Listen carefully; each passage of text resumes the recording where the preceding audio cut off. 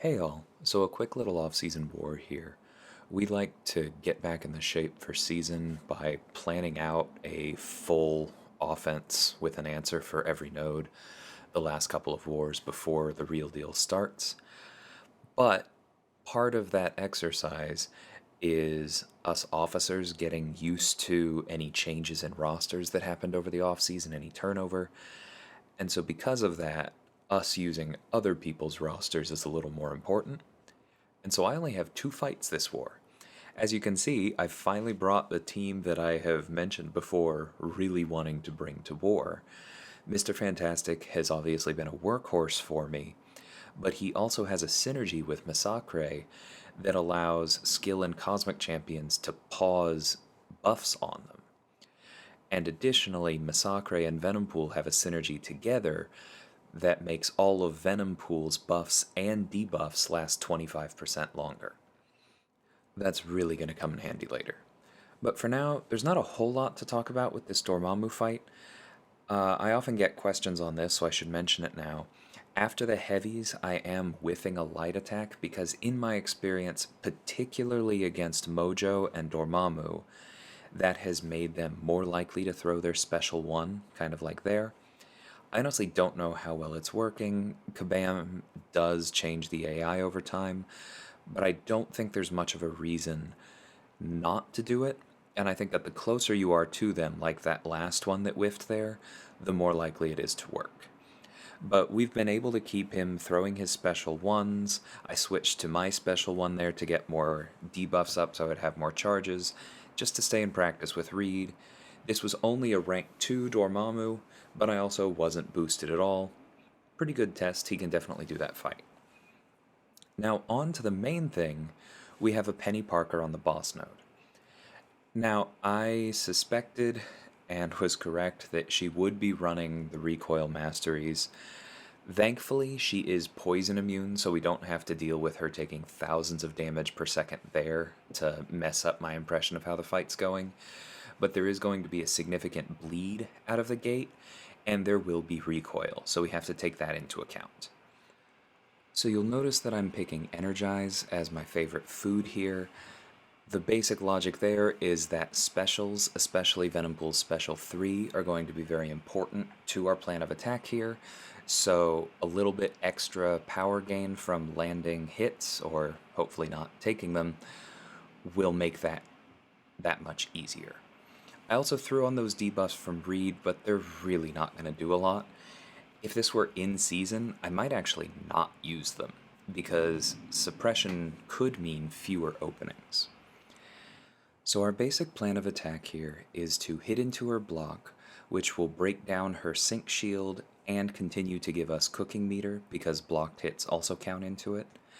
And then when her sync shield is down, just land as many hits as possible until we reach our L3. Because throwing the special 3 makes Venompool gain cooking meter more quickly, which is going to help him get to all 5 of his unique buffs more quickly, and therefore start to stack Furies. It also does the most bleed damage. If we can land a heavy before we throw it, it'll do 60% more on top of that. And after you throw the special 3, the cooking meter turns red and becomes spicy, and every time it hits 100, it will pause the bleed on the opponent. That's where a lot of the damage ends up coming from. Now, one thing to note about her auto block, Venompool is immune to the power gain that it normally inflicts, so no worries there. But you do have to keep in mind that she can actually back out of it after that first block, kind of like MODOK, and then hit you in the time it takes for you to transition from your first medium to your light. That's just something you have to be aware of, that her animation allows her to react more quickly than you there. Now you'll see I threw a heavy by dashing at the last second back from her special 1 and then throwing it. I found that to be by far the safest place, but you definitely want to practice it, because the spacing can be a little bit tricky if you dash back too soon.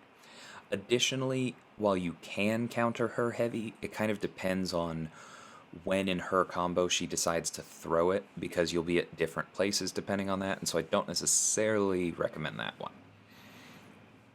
So you can see that we went ahead and paused the bleed there.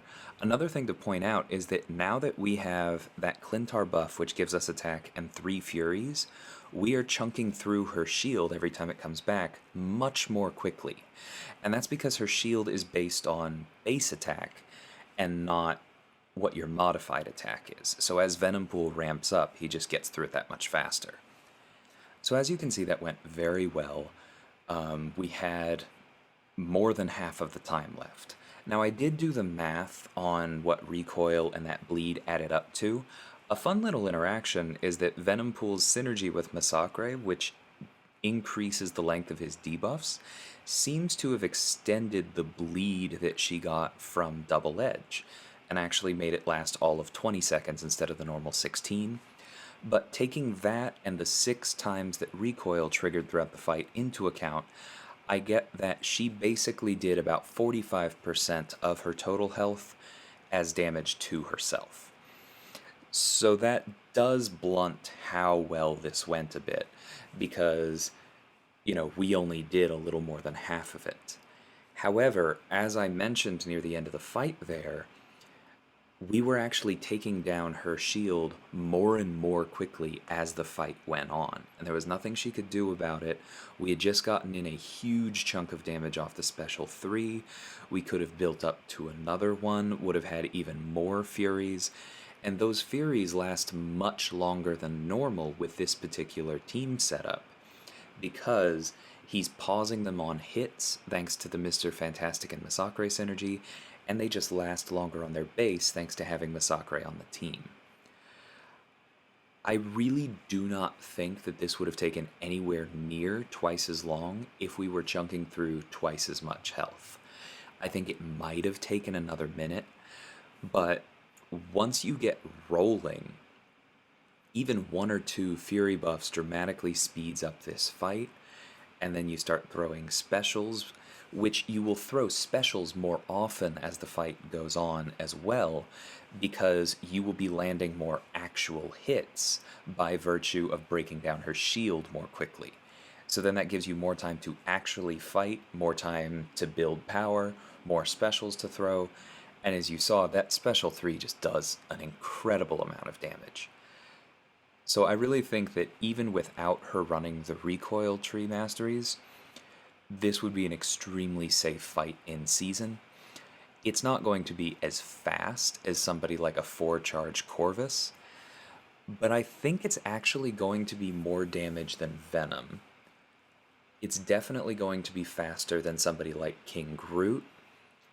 I've never seen Terrax try and take a boss, but I actually think once you have this strategy down, that this might be the best option for her. Unless, of course, your opponent just lets you get 4 charges on a Corvus and you want to spend all the boosts involved in that. There's really nobody who does what he does quite like that. So, short of that borderline broken option, I think this is probably the best one. And it was extremely safe other than the one spot where I got caught on a dashback. I think I very well may bring this to war. I did take Massacre into war at one point last season. He performed very well. I took Mr. Fantastic into 11 out of 12 wars, so he is not at all an unrealistic include. We'll see if this ends up happening during season. If so, you guys will definitely see it. So I hope you enjoyed this, and I will catch you next time. Take care.